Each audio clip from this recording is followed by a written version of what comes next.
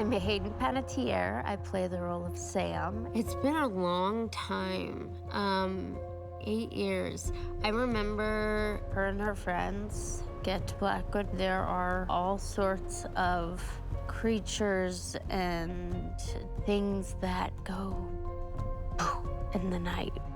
It's supposed to be a fun time, and this fun time turns into like the worst little vacay ever.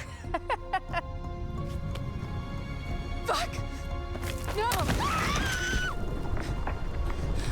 She has a driving force behind her. She has this gutsy nature. You definitely can see that she's a leader. She always fights back. She'll always lean towards the light, and she'll fight like heck. I think she's very intuitive and has good gut instincts, and she follows them. Come on, guys, hurry up. We gotta find Mike. Come on. I had done a lot of voice work, actually, since I was much, much younger. I was up for any new challenges, and I'm a total nerd. I love fantasy, I love video games, I love the escapism that you get from being able to be in a world like that is in a different realms, full of wonder, or in this case, horror, and all that good stuff. It's all about imagination. You're looking at a tennis ball on a C-stand. They're saying that's like a creature coming at you, or it's a ceiling fan, or it's a whatever. It's just about imagining as much as you can in your mind, visualizing how you would react if that were to happen in real life. It's tricky.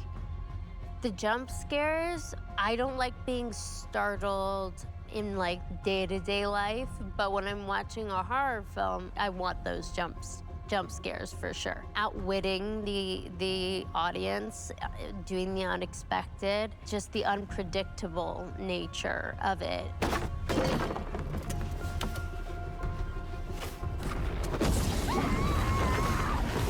One of the things that just separates it from the rest, I think it's the interactive part of it. Allow the audience to make decisions, and based on those decisions, something entirely different would happen. Okay, this is gonna be okay. You can't let me die! Just give me a second, Ashley, I'll get you out of this, I won't let you die! It makes you feel like you're there and you're in charge of the lives of these characters that you come to grow fond of. I've watched so many shows where they talk about the butterfly effect. If you really break it down, it's a real thing. It's a real thing. You change one thing. You pull one little thread from the blanket and it becomes a different pattern. Until Dawn has been around for years and years now, and I think people love it. And the fact that they, are going further with it says that there's a want for it.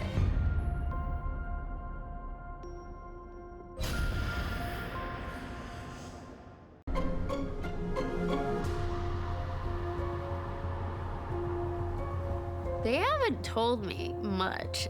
I'm on a need-to-know basis. I like it that way, so that I experience it for myself. I have to. I'm gonna have to see it. I have to. Just hit play. Okay. Man, what did you do? We're just messing around, Beth. It wasn't serious. You jerk! So, should we go after her? I kind of think you're the last person she wants to see right now, Mike. Oh my gosh, I love it. I love it. I love it. It's just so much more real. You see everything. It's wild to see the difference between the two. So much more vibrant, which means it's gonna be even scarier.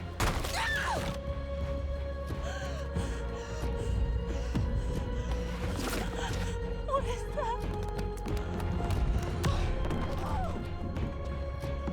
Damn it! I definitely would draw parallels between myself and Sam. I feel like I try to bring parts of myself into every character, no matter what it is. It's not real if you're not bringing parts of yourself that are just innate. I think I would make the same decisions, some of the same decisions as Sam does. This is so fun. It was fun to come back. It was exciting to come back, exciting to revisit things. You have I think, a different understanding of the character. She has to deal with this trauma, the people that she's lost, the friends she's lost, and things like that don't go away. They stay with you.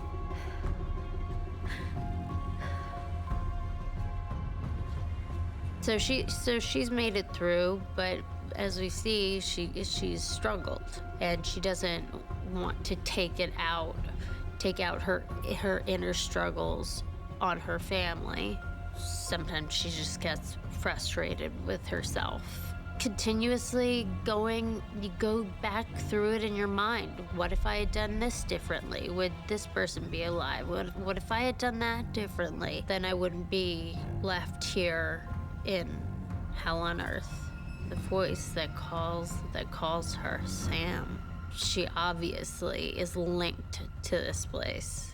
You know, this scar shows up on her arm out of nowhere.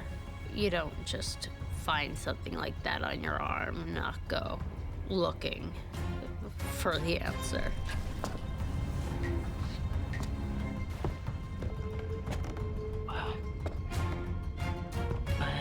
What is that? I'm just so grateful to be asked to come back after all of these years, and that people love the game so much and my character so much that they would even have me back. So I just feel grateful.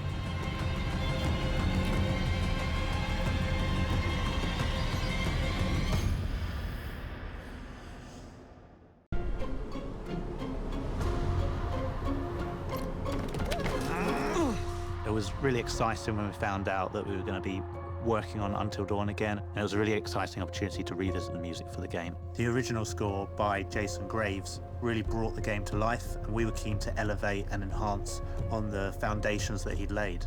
When we first started this process, Mark's name came up as someone who was doing some really interesting stuff in the horror space. I tend to steer away from cliche all the time. I try to look for what's needed, but how can I twist that in a certain way to make it hopefully something that you haven't heard a million times before.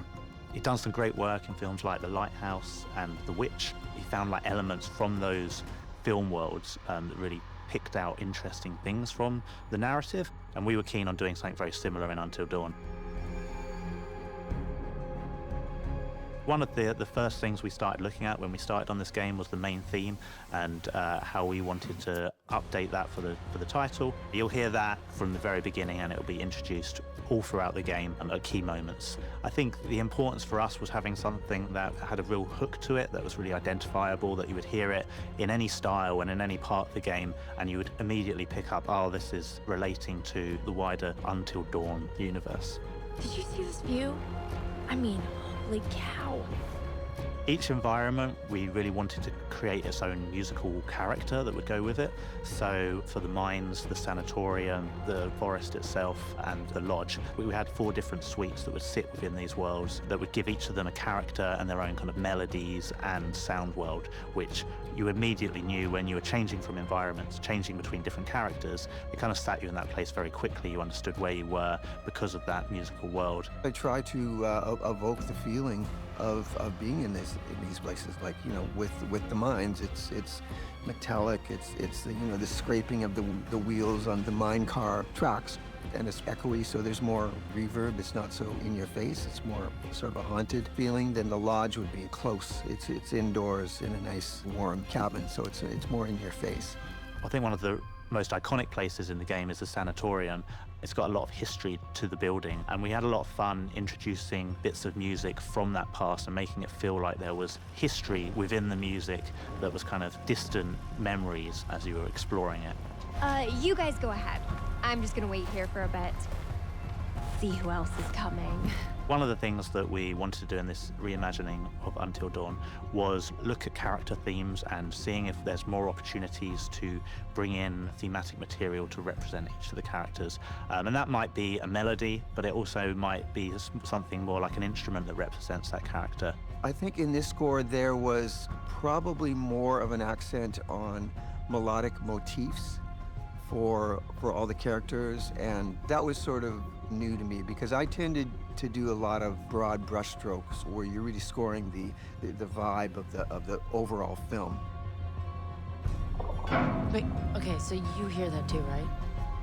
The score was mostly done in the box, so that's basically you know, in my home studio, with not a lot of acoustic instruments performed within the recording of the score. When you're composing, you know, in the box, as we say, there can be a certain thinness to the sound. You know, it's sort of closed in like that.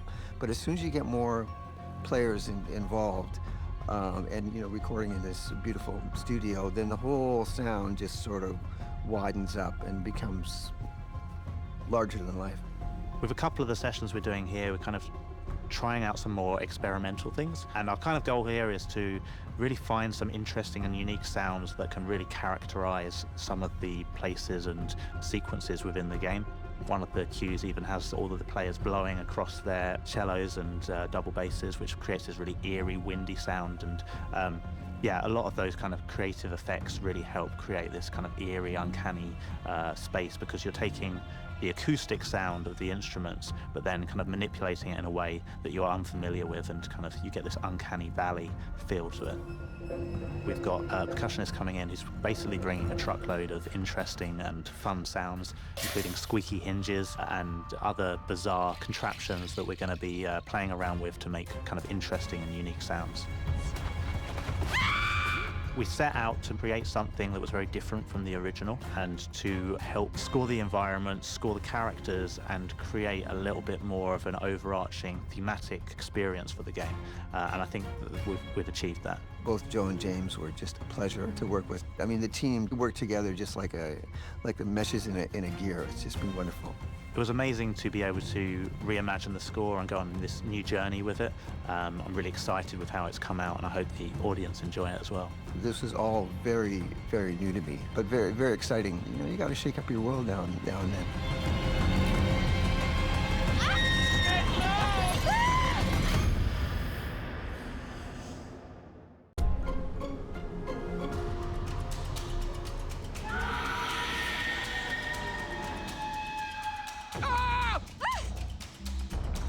I love experimental sounds because I love to be surprised by what I hear. I wait for the moment where I can go, what the hell is that sound? I've never heard that before. I mean, that's the real spark for me as a composer.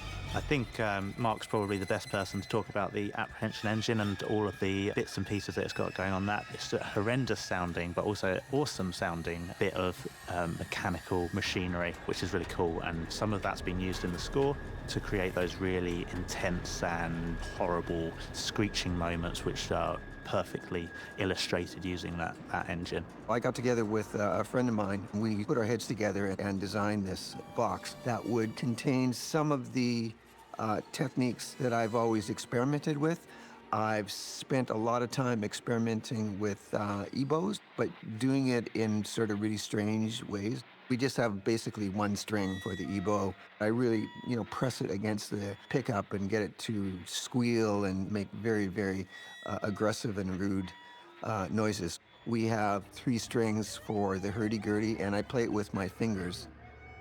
And then we have some steel rulers poking out the front, and I use a glass bottleneck slide, and I would use, this is sounding pretty crazy, but I use a nickel harpa, which is a short little bow, and I'll bow the rulers, giving them a shrieking sound. And then off to the back of it, I have these long steel rods. I call them the whack-a-whack-a rods. So when you flip them up and let them go, they just go whack, whack, whack, whack, whack, whack, whack, whack, whack, sort of forever. Or you can bow them. And then I have a spring reverb, which is a spring reverb from a guitar amplifier. And I play that with the EBow too, so I'll slam the EBow into it and get that to howl and squeal and give me sort of industrial sounds. Sometimes these things can be a little scary and even terrifying, but I'm here to make sure that no matter how upsetting things may get, you will always find a way to work through it.